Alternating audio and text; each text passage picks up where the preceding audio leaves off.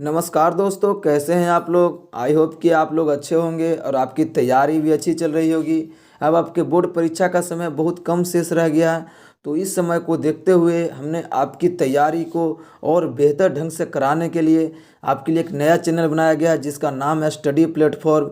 तो आप लोग इस चैनल को सब्सक्राइब करके आप इस छोटे से परिवार का हिस्सा बने और अपनी तैयारी को और बेहतर ढंग से करें, क्योंकि हमारे इस चैनल पर शुरुआती ढंग से बिहार बोर्ड मैट्रिक परीक्षा की तैयारी कराई जा रही है। तो प्लीज़ हमारे इस चैनल को सब्सक्राइब करें, क्योंकि हमारा अभी परिवार बहुत छोटा है। तो आप लोग के परिवार और सपोर्ट, आप लोग के प्यार और सपोर्ट की बहुत ज़्यादा ज़रूरत है। तो प्लीज़ हमारे चैनल को सब्सक्राइब करें। तो चलिए आज की इस वीडियो में हम लोग पढ़ने वाले हैं साइंस के कुछ महत्वपूर्ण प्रश्न, जो हम अभी क्वेश्चन बैंक के सीरीज को चला रहे हैं, जिसमें साइंस के वीडियो नंबर ये 8 है। अगर आपने पहले 7 वीडियो को नहीं देखा है तो पहले जाके हमारे चैनल के प्लेलिस्ट में वो 7 वीडियो को देख लीजिए, जो आपके एग्ज़ाम के लिए काफ़ी ही हेल्पफुल होने वाली है। तो चलिए हम इस वीडियो का सबसे पहला प्रश्न हमारा है कि रासायनिक अभिक्रिया में भाग लेने वाले पदार्थ को क्या कहा जाता है। तो अभी हम बताना है कि रासायनिक अभिक्रिया में भाग लेने वाले पदार्थ को क्या कहा जाता है। तो इसका सही जवाब है ऑप्शन ए, अभिकारक कहा जाता है। क्या कहा जाता है? अभिकारक। ऑप्शन ए इसका बिल्कुल सही जवाब है। चलिए हम अगले क्वेश्चन की तरफ बढ़ते हैं, जिसमें हमसे पूछा जा रहा है कि टूथपेस्ट कैसा होता है। टूथपेस्ट है जो कैसा होता है, तो इसका सही जवाब हो जाएगा ऑप्शन ए।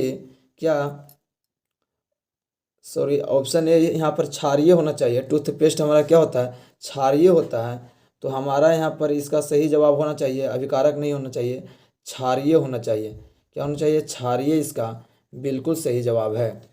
चलिए हम अगले क्वेश्चन की तरफ बढ़ते हैं, जिसमें हमसे पूछा जाए कि निम्नलिखित में से कौन विद्युत का सुचालक होता है। तो विद्युत का कौन इसमें से सुचालक होता है?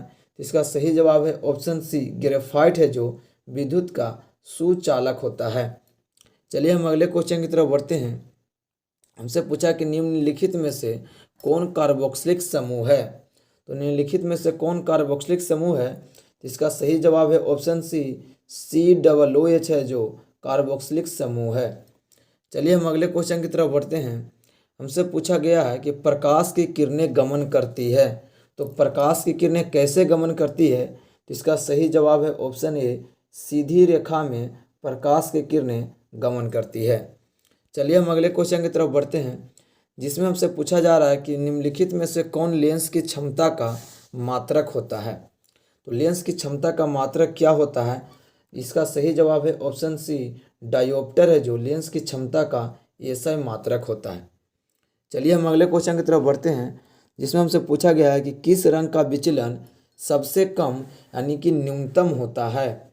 इसका सही जवाब है ऑप्शन डी, बैंगनी रंग का विचलन सबसे कम होता है।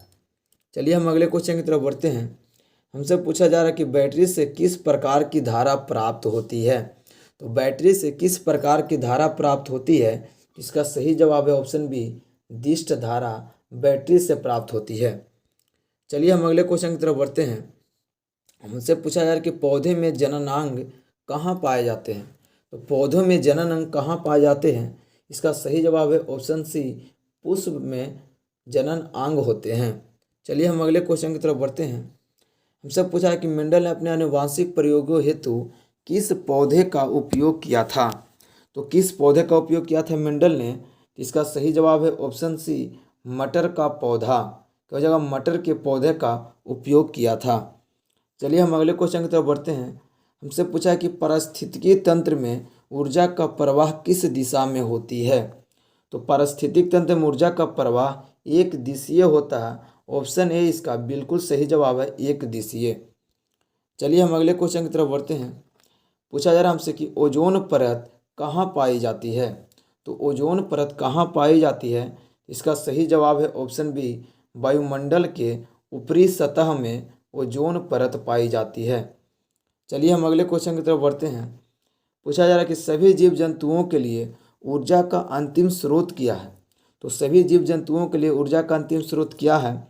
इसका सही जवाब है ऑप्शन सी, सूर्य है जो सभी जीव जंतुओं के लिए ऊर्जा का मुख्य स्रोत होता है। चलिए हम अगले क्वेश्चन की तरफ बढ़ते हैं। पूछा जा रहा है कि तिलचट्टा में कितने जोड़े श्वास रंध्र पाए जाते हैं। तो तिलचट्टा में कितने जोड़े श्वास रंध्र पाए जाते हैं? इसका सही जवाब है ऑप्शन सी 10। कितना होता है? 10 रंध्र पाए जाते हैं। चलिए हम अगले क्वेश्चन की तरफ बढ़ते हैं। पूछा जा रहा है हमसे प्रकाश संश्लेषण की क्रिया किसमें होती है? तो प्रकाश संश्लेषण की क्रिया किसमें होती है? इसका सही जवाब है ऑप्शन सी हरे पौधों में प्रकाश संश्लेषण की क्रिया होती है। चलिए हम अगले क्वेश्चन की तरफ बढ़ते हैं। हमसे पूछा है कि फ्लोएम ऊतकों द्वारा कार्बोहाइड्रेट का परिवहन होता है।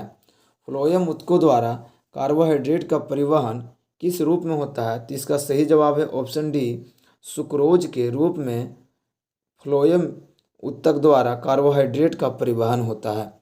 तो चलिए हम अगले क्वेश्चन की तरफ बढ़ते हैं। हमसे पूछा कि स्विच लगाए जाते हैं, तो स्विच किस तार में लगाए जाते हैं?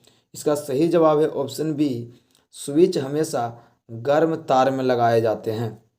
चलिए हम अगले क्वेश्चन की तरफ बढ़ते हैं।